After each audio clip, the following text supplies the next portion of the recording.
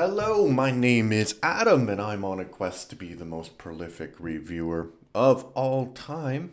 And to do that, I mostly review movies, but sometimes I review other things like books and television series and computer games. But today I'm going to review a movie from 2025, so last year, called The Tank or Der Tiger. It's a German film and it stars Lawrence Rupp, David Schutter, Sebastian Ujendowski, Leonard Kuntz, and Joran Licher, and Andre Heineken. Or Heineke, not Heineken. That would be too on the nose. So, I don't know how I feel about this movie because, on the one hand, I think it's pretty unique. But on the other hand, it didn't really capture me, you know. I didn't really feel really enthralled and really engaged in it. So I'm gonna spoil the movie a bit because there's no way that I can talk about it without actually spoiling what happens. So for a lot of the movie, it really feels like the tank equivalent of Das Boot. So if you don't know Das Boot, it's a another German film, but this time from the early 80s, I believe. And it's a very realistic depiction of submarine warfare. So this, for the most part, is a very realistic depiction of German tank warfare. And that's the thing about Das Boot that is interesting, is because it is from the German perspective. So some of these people are very die-hard Nazis, and some of them are not so die-hard Nazis, but they're all fighting for Nazis, basically. And this movie kind of gives the same sort of vibe, like very realistic, but they don't generally question what they're doing, you know. They're kind of loyal to the idea, but the idea is never mentioned. So that's the first part. And when I was watching the movie, I was like, wouldn't it be great if there was like a movie where the characters in it are actually ghosts and they're replaying their trauma? And then I was like, wait a minute. This is this movie. Like, that's the twist. The twist of the movie is that the tank crew dies. And so they die on this battle on this bridge, and that happens in the beginning. And then they get sent on this quest to rescue this guy who's a fictional character, but he is supposed to be behind the strategy of Stalingrad. So he's loosely based on a real guy, but he's not real. But anyway, in the movie, the main character Philip and this guy were best friends. So Philip is sent on this journey to try and, rescue his friend who is still behind Russian lines, whereas the Germans are retreating.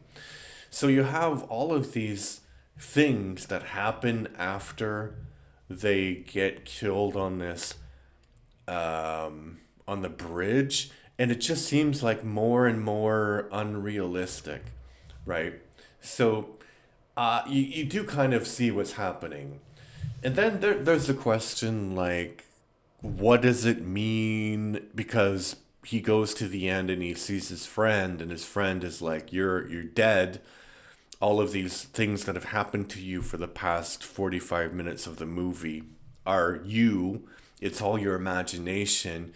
You feel guilty because your family died in a bombing campaign and you weren't there, and you feel guilty because of some war crimes that you committed. And so it's like this very, so I heard this theory, I read the theory that it's about purgatory, that Philip is going through purgatory, and there's things that are very, they could happen, but they're very unrealistic. And that kind of makes the mood very eerie, very surrealistic. And the first thing that is connected to that is they are listening to the radio and they're trying to listen to Russian transmissions, but they hear a Latin mass and it's like a requiem for the dead, basically, or a mass for the dead. So that's like very eerie, and they're like, oh, but what they're Orthodox. Why are they, you know, why are they speaking in Latin? It doesn't make any sense. And there's like a Latin teacher there in the tank who can, you know, who can translate what's going on, which is a bit of a coincidence, but it's not really a coincidence, you know.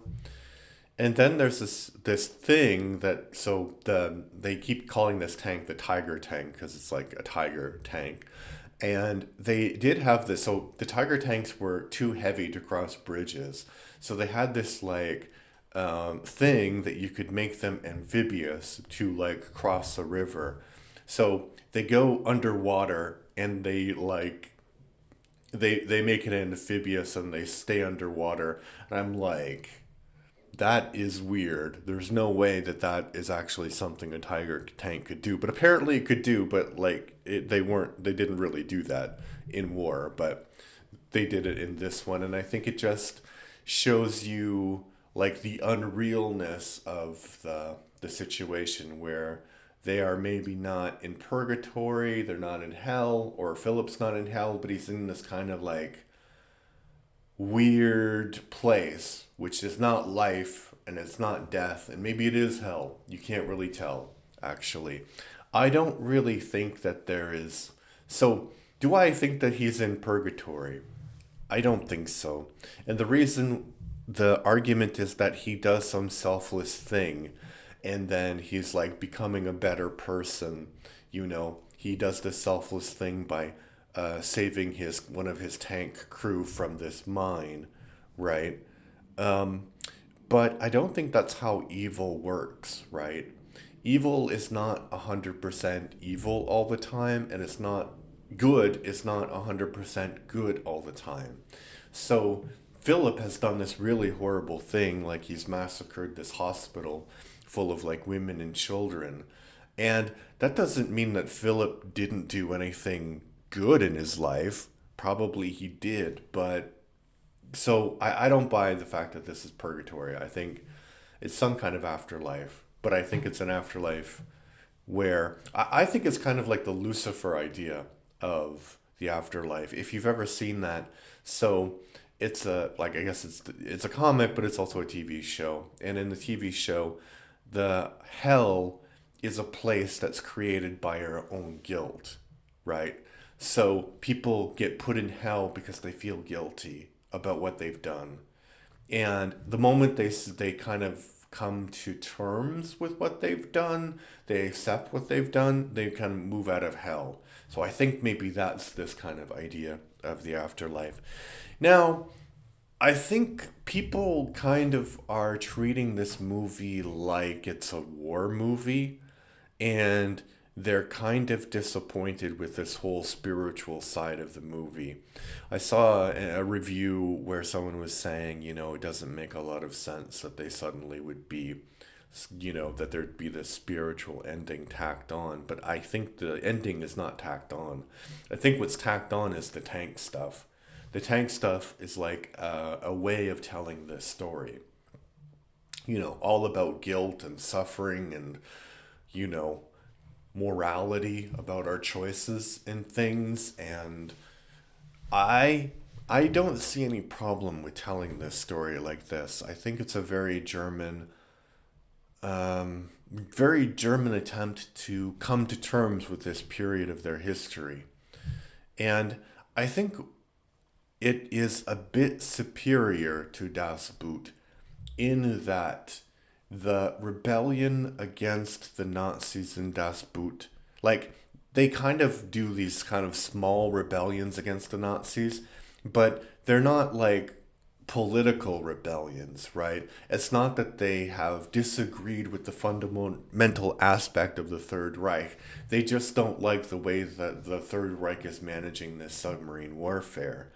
And that's their problem, right? Like if they were more efficient, if they thought better about how to do that strategy, then I think the submarine crews would be more loyal to the Third Reich. So in this movie, the tank crew is like completely loyal, but they're kind of apolitical, right? So it's not about the actual politics of the Nazi party. It's about this fact that they have done horrible things. Philip has done horrible things, and then he has to live through or maybe not live, but like be in the afterlife with these consequences. So I think like Das Boot, even though all of the characters mainly die in Das Boot, there's no spiritual consequences to what they've done. And I don't know.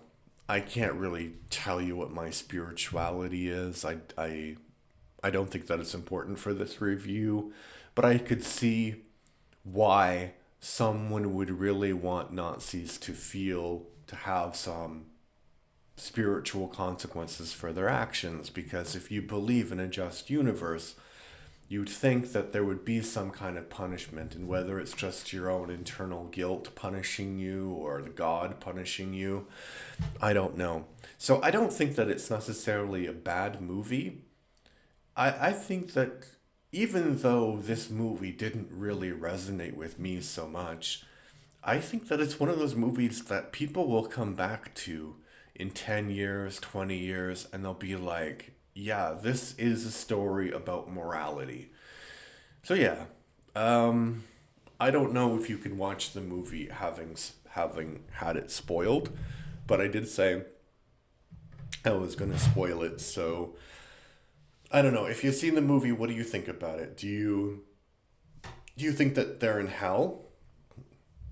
Do you think that only Philip is in hell? Do you think it's purgatory?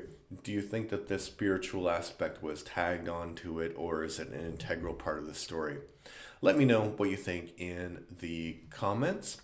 I'm trying to get to 1,000 subscribers by the end of March. I have 550, so I'm on my way. But if you like what I do, please like and subscribe, write a comment. Everything that you do helps other people find this stuff. And yeah, I like talking about movies. So if you like listening to me talk about movies, like and subscribe. All right. Thanks. Bye bye. Oh, if you're listening on Spotify, please give me a follow. Right. Bye bye.